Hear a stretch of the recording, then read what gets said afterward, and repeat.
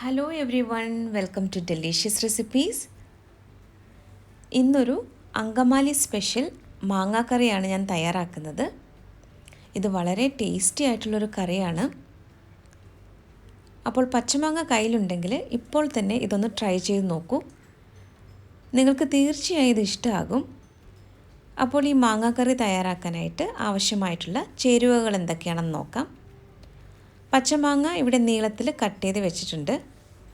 ഇത് കുറച്ച് തിക്കായിട്ട് വേണം കട്ട് ചെയ്തെടുക്കേണ്ടത്.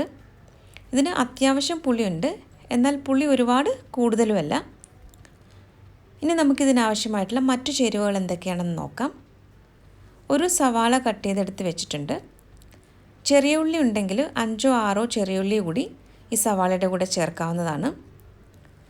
കുറച്ച് കറിവേപ്പിലയും 3 ഉണക്കമുളകും കുറച്ച് ഇഞ്ചിയും വളരെ ചെറുതായിട്ട് കട്ട് ചെയ്തെടുത്തിട്ടുണ്ട്. എരിവിന് വേണ്ടി 5-6 പച്ചമുളക് ചേർക്കാവുന്നതാണ്. ഇനി നമുക്ക് വേണ്ടത് തേങ്ങാപ്പാലാണ്. 2 കപ്പ് രണ്ടാം പാൽ എടുത്തിട്ടുണ്ട്. അതുപോലെ നല്ല കട്ടിയുള്ള പാല് 1/2 കപ്പ് എടുത്ത് വെച്ചിട്ടുണ്ട്. ഇനി നമുക്ക് ഈ കറി എങ്ങനെയാണ് തയ്യാറാക്കുന്നതെന്ന് നോക്കാം. ഞാനിത് മൺചട്ടിയിലാണ് തയ്യാറാക്കുന്നത്. അപ്പോൾ ഈ മൺചട്ടിയിലേക്ക് കട്ട് ചെയ്ത് വെച്ചിരിക്കുന്ന സവാള ചേർത്ത് കൊടുക്കാം. പച്ചമുളകും കറിവേപ്പിലയും കൂടി ചേർത്തിട്ടുണ്ട്. ഇഞ്ചി ഏകദേശം 1 ടേബിൾ സ്പൂണോളം ഉണ്ട്. ഇനി ഇതിലേക്ക് നമുക്ക് 1 ടേബിൾ സ്പൂൺ വിനാഗിരി ചേർത്ത് കൊടുക്കാം. ഈ വിനാഗിരിയുടെ അളവ് മാങ്ങയുടെ പുളിയുടെ അനുസരിച്ച് നിങ്ങൾക്ക് ചെറിയ വ്യത്യാസമൊക്കെ വരുത്താം. 1 ടേബിൾ സ്പൂൺ വെളിച്ചെണ്ണയും കൂടി ഒഴിച്ചിട്ടുണ്ട്. ആവശ്യത്തിനുള്ള ഉപ്പ് കൂടി ചേർക്കാം. ഇനി ഇതെല്ലാം നന്നായിട്ട് കൈകൊണ്ട് തന്നെ ഒന്ന് തിരുമ്മി യോജിപ്പിച്ചെടുക്കണം. ഈ സവാള നന്നായിട്ട് തിരുമ്മി എടുക്കുന്നതിലാണ് ഈ കറിയുടെ ടേസ്റ്റ് ഉള്ളത്. അപ്പോൾ ഇതൊരു 3 മിനിറ്റെങ്കിലും നല്ലതുപോലെ കൈകൊണ്ട് ഒന്ന് തിരുമ്മി യോജിപ്പിച്ചെടുക്കണം. അപ്പോൾ സവാളയിൽ നിന്നൊക്കെ നല്ല നീരിറങ്ങി വരും. അപ്പോൾ ഞാനിതിവിടെ നന്നായിട്ട് തിരുമ്മി എടുത്തിട്ടുണ്ട്. ഇനി ഇതിലേക്ക് നമുക്ക് പൊടികളൊക്കെ ഒന്ന് ചേർത്ത് കൊടുക്കാം. 1/2 ടീസ്പൂൺ മഞ്ഞൾപ്പൊടിയാണ് ഇപ്പോൾ ചേർത്തത്.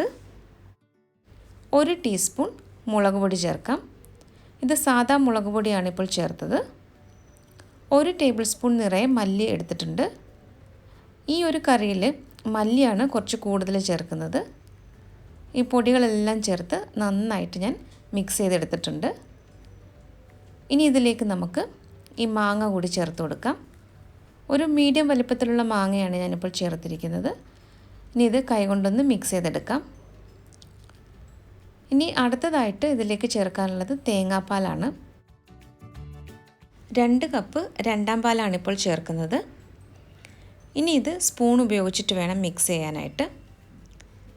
ഇത് നന്നായിട്ടൊന്ന് മിക്സ് ചെയ്തെടുത്ത ശേഷം നമുക്ക് ഫ്ലെയിം ഓൺ ചെയ്തിട്ട് ഇതൊന്ന് തിളപ്പിച്ചെടുക്കണം.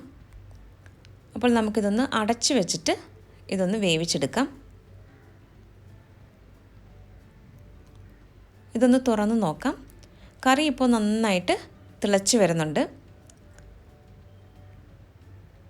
ഇത് നന്നായിട്ടൊന്ന് ഇളക്കി കൊടുക്കാം. മാങ്ങ ഇപ്പോൾ പാകത്തിന് വെന്ത് വന്നിട്ടുണ്ട്.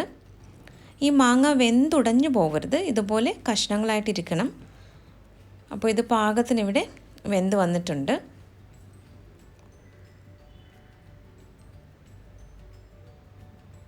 ഇത് നന്നായിട്ടൊന്ന് മിക്സ് ചെയ്ത് കൊടുക്കാം. ഇതിൽ ഉപ്പൊക്കെ പാകമാണോ എന്ന് നോക്കുക. കുറവാണെങ്കിൽ അല്പം ചേർത്ത് കൊടുക്കാം. ഇതിലല്പം ഉപ്പ് കുറവാണ്. അപ്പോൾ ഞാൻ അല്പം കൂടി ഉപ്പ് ചേർത്തിട്ട് നന്നായിട്ടൊന്ന് ഇളക്കി കൊടുക്കുകയാണ്. ഇനി ഇതിലേക്ക് നമുക്ക് 1-ാം പാലാണ് ചേർക്കാനുള്ളത്.